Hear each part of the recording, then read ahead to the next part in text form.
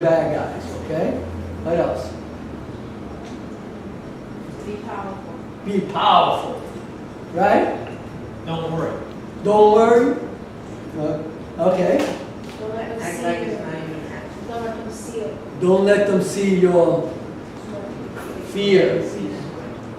You're smart, you have degrees, you can get over it. You can get it done. I want you to be practical because this is the way we need to start changing the way we see Scripture. We can understand it in a worldly perspective and lose sight if he's telling you to have no fear. I will feel no evil. He's saying, don't be weak. Right? Yep. How many times you feel weak? Or how many of you are afraid of being weak?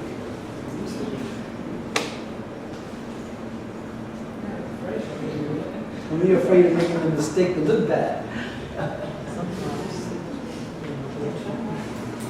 How many of us won't take chances?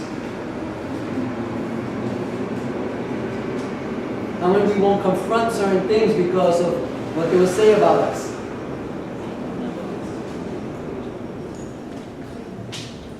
See, I keep my hand up because I'm probably all of them. I had to trust. I had to learn to trust in what God was telling me in His Word. If He says, I will fear no evil, for you are with me, how would you see it spiritually? Would it say that I'm not going to feel pain? Is it going to say that I'm not going to feel afraid? Is that what it's saying? No. It is saying what? You were not alone. Not alone. I choose to trust you, Lord. I choose to trust you, Lord. It's like in the Lion King, remember Simba.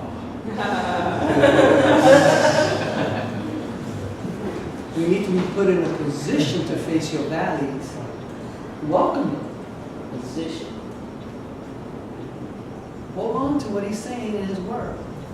The only way we're going to be the light of the world. Now, let's look at this component of the Scripture. He says, you are the light of the world. How does the world view that? A worldly perspective to that.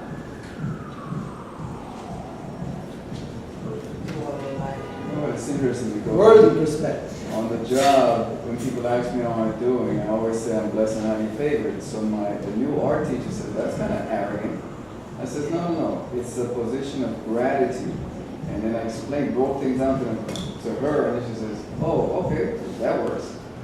Because first she thought I was being arrogant. I said, no, I'm just being grateful. Right. World's perspective. See arrogance. Right? Spiritual perspective sees what? What did he just say? Trust. Gratitude. Gratitude. Gratitude. Giving thanks. How do you see it? If someone says, you are the light of the world, how do you see it? Just a compliment. As a compliment? Like I'm successful You're and I successful. stand out in some way. Yes. You make a difference. Yes. Responsibility. Pressure. What? Pressure. Pressure.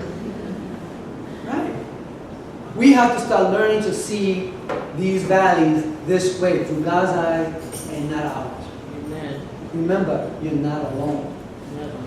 If you can actually look at your position in these valleys and realize that you're not alone. In the story of the footprints of the poem, he says when he was in your difficult times, he says, why did you leave me? He said, I didn't leave you in those times when you saw one footprint. Was what? When he what? Carried. Let's view all our scripture verses now through two perspectives. David, when he was faced with the giant, he says, I'm not afraid. He trusts God. He's been trusting God all his life. When you're trusting God all your life, you learn and you develop and you grow in a way that will allow you to face your challenges. Elijah felt he was the only prophet alive to serve God after he just did something supernatural. And all of a sudden he's running for his life. What was his valley?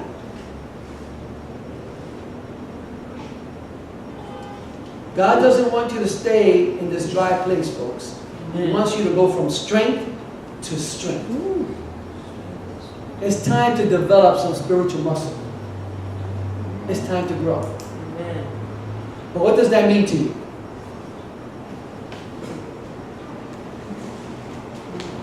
Start to believe what I'm reading. That's right. What did you say, Ken? Start to believe what I'm reading. Amen. What do you need to do?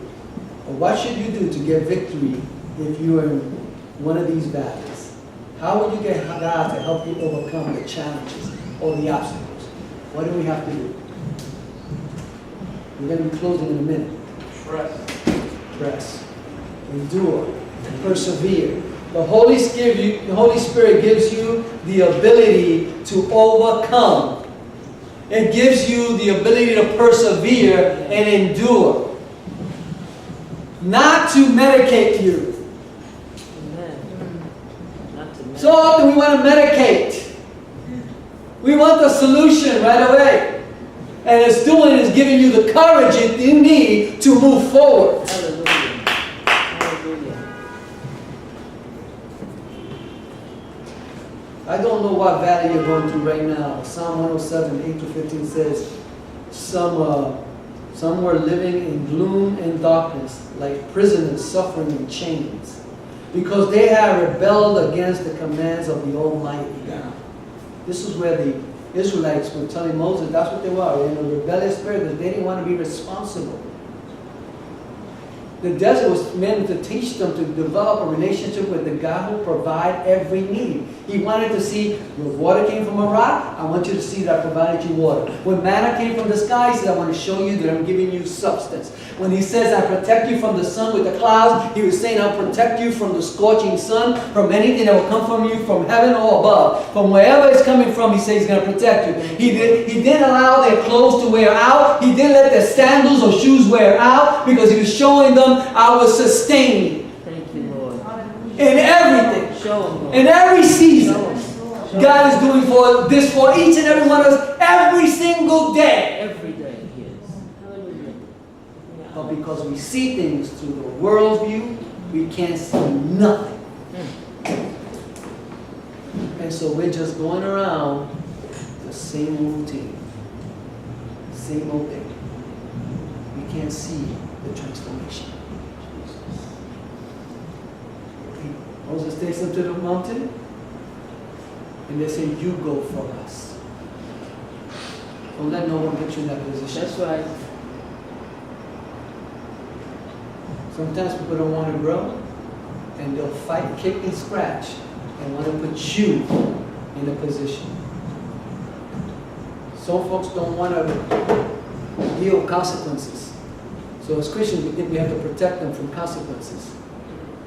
And if you don't, you're a bad person.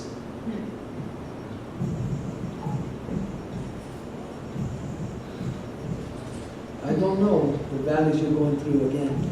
This is what it says in Psalm 107. You aren't doing what God told you to do, so you're in a valley and have rejected his instructions. They were worn out from hard work. Then in their troubles, they called out to the Lord, and he saved them from their distress. He brought them out of their gloom and darkness and broke their chains in pieces. They now must thank the Lord for his constant love and for the wonderful things he did for them. Until we can get to this place, we're going to face valleys. Believers have incidents, accidents, disappointments, financial problems, family issues, mental illnesses, physical illnesses. We're going to go through these different things in life. But God is not going to forsake you. Turn to someone. He is not going to abandon you. If he's for you,